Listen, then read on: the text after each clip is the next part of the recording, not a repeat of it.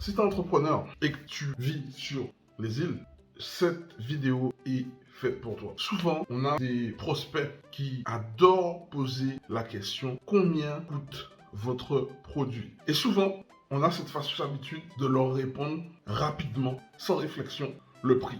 Le problème, quand tu réponds au prix directement, c'est que tu es en train de perdre de la puissance. Tu perds de la puissance. En plus, sans t'en rendre compte, tu n'arrives pas à associer que ta perte de chiffre d'affaires est en rapport avec ta façon d'être. Cette façon de répondre aussi rapidement au prix, sans chercher à poser des questions aux prospects pour savoir qu'est-ce qu'ils recherchent réellement et chercher à comprendre si ces problèmes vont être réglés par ton produit. Et c'est ça en fait qu'on doit chercher à faire.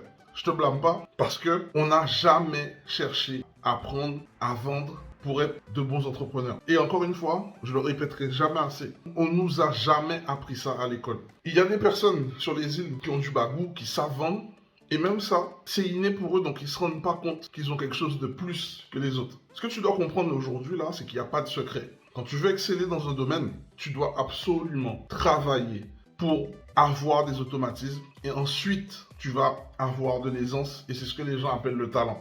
Ou tu peux avoir ce talent de façon innée, mais si tu ne l'entraînes pas non plus, au moment où tu vas avoir un plafond de verre. Autant comprendre une chose, que tu sois talentueux ou pas, dans tous les cas, à un moment donné, tu devras bosser tes faiblesses. Ou en tout cas, bosser pour passer ce fameux plafond de verre.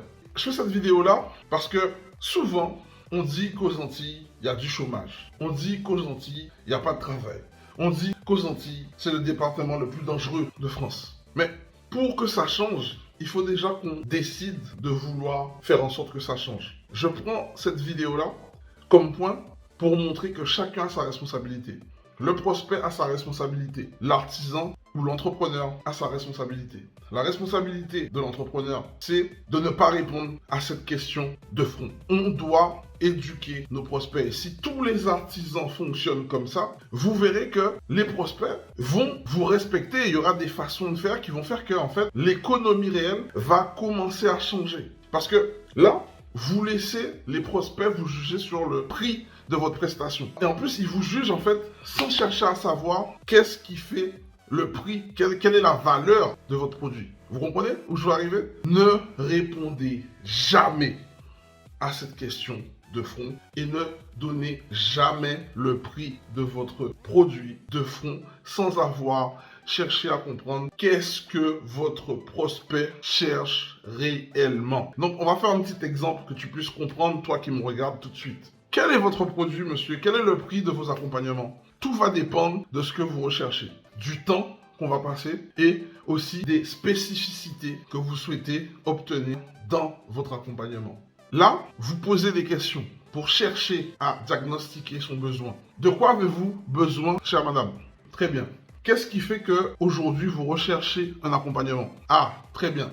Peut-être éventuellement que j'ai ce qu'il vous faut. Et ce qu'il vous faut, vous aurez ça. Est-ce que pour vous ça a du sens? Est-ce que c'est ce que vous recherchez? Vous attendez les réponses de votre prospect qui vous confirme que c'est bien ce qu'elle recherche. Pour ce type de prestation, ça sera tant. Là, au moins, vous avez cherché et vous avez validé que votre produit correspond bien à sa demande et vous avez bien mis en évidence toutes les choses auxquelles votre produit répond. Donc maintenant, lui donner un prix, ça ne va pas la faire sortir de ses gonds parce qu'elle va juste vous juger votre produit par son prix. Ça, c'est des façons de faire. Et si dans la communauté, on apprend en fait à avoir cette finesse dans la façon de vendre, ou même d'expliquer les choses, ou même de faire en sorte d'être aussi pédagogue sur notre façon de vendre, je peux vous assurer que ça aura un effet positif sur le marché et l'économie locale. Mais aussi, il y a une chose que j'ai remarqué. Pour qu'un entrepreneur puisse avoir cette espèce de recul et de lucidité, il faut qu'il mange à sa faim. Mais pour manger à sa faim, il faut aussi qu'il diversifie très tôt lorsqu'il se lance dans son activité. C'est pour cette raison que j'organise ce dimanche une immersion où j'apprends aux entrepreneurs à sécuriser leur activité en faisant des actions simples qui vont leur permettre de pérenniser et surtout de faire en sorte d'anticiper et de voir venir leur prochain chiffre d'affaires mensuel. Si cela t'intéresse, je t'invite à cliquer le bouton sous cette vidéo, sur le lien sous cette vidéo, pour pouvoir réserver ta place en y mettant ta meilleure adresse email. Maintenant, c'est la fin de cette vidéo. J'espère qu'elle t'a plu. Laisse-moi un commentaire pour savoir de quoi tu voudrais parler en tant qu'entrepreneur et pour voir si cette vidéo a été pertinente pour toi. Et avant toute chose, avant qu'on se quitte, je vais te demander de faire juste une chose. C'est de pouvoir t'abonner sur cette vidéo, commenter, liker, partager et surtout cocher la petite cloche pour ne rater aucune de nos notifications. Sur ce, je te souhaite le meilleur pour ta réussite. C'était William de NR Group. Ciao.